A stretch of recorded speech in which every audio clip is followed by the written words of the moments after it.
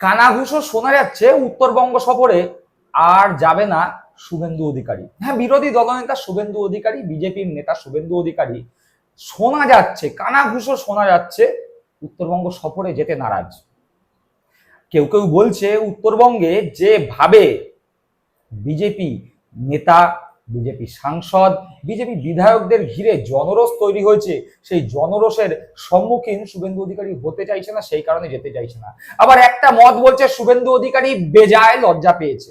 তার কারণ উত্তরবঙ্গে যখন বন্যা পরিস্থিতি তৈরি হলো তখন এই শুভেন্দু অধিকারী বিজেপি মমতা বন্দ্যোপাধ্যায়কে কটাক্ষ করে বলেছিলেন মমতা বন্দ্যোপাধ্যায় দুর্গাপূজার কার্নিভালে, বিসর্জনের কার্নিভালে নাচছে আর উত্তরবঙ্গের মানুষজন বন্যা বিধ্বস্ত অবস্থায় পড়ে রয়েছে। আমরা দেখতে পেয়েছি কার্নিভালের পরের দিনই মুখ্যমন্ত্রী উত্তরবঙ্গে পৌঁছে গিয়েছে। শুধু সেবারই নয়, আরো একবার উত্তরবঙ্গে মুখ্যমন্ত্রী পৌঁছে গিয়েছে এবং মুখ্যমন্ত্রী মমতা বন্দ্যোপাধ্যায় বিচ্ছিন্ন হয়ে পড়া উত্তরবঙ্গের মানুষের যোগাযোগ ব্যবস্থা যাতে সম্পূর্ণভাবে আগের অবস্থায় ফিরে আসতে পারে, সেই কারণে যেই ব্রিজ ধসে গিয়েছিল, যার ছবি আমরা সমাজ মাধ্যমে দেখেছিলাম, সংবাদ মাধ্যমে দেখেছিলাম, সেই ব্রিজের বিকল্প ব্যবস্থা, উত্তরবঙ্গে যে বন্যা বিধ্বস্ত অবস্থা তার 16 দিনের মাথায় পুনরায় বিকল্প ব্যবস্থা করে দিয়েছে, বিকল্প ব্রিজ তৈরি হয়ে গিয়েছে।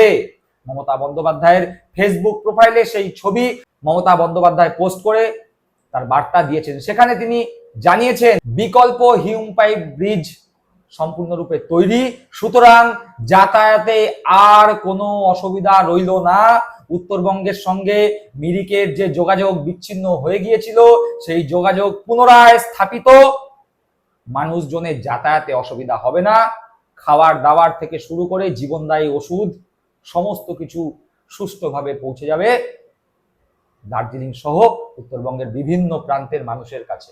ফলে যে মমতা বন্দ্যোপাধ্যায়কে কটাক্ষ করেছিল শুভেন্দু অধিকারী, সেই শুভেন্দু অধিকারী লজ্জায় আর উত্তরবঙ্গ যেতে চাইছেন না। তার কারণ যদি যেতে হয় মিরিকের মানুষের কাছে, যদি যেতে হয় দার্জিলিং এর বিভিন্ন প্রান্তে গিয়ে মমতা বন্দ্যোপাধ্যায়ের নামে কুৎসা করতে হয়, তাহলে মমতা বন্দ্যোপাধ্যায় তৈরি করে দেয়া 16 দিনের মাথায়, দুর্যোগের 16 দিনের মাথায়, ব্রিজ ভেঙে পড়া 16 দিনের মাথায় তৈরি হয়ে যাওয়া নতুন ব্রিজ পার করেই, নতুন ব্রিজের ওপর দিয়ে কনভয় নিয়েই শুভেন্দু অধিকারীকে যেতে হবে সেই জায়গায়।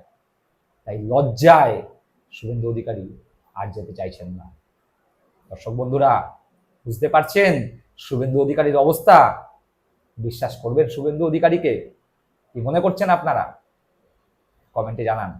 ভালো থাকবেন।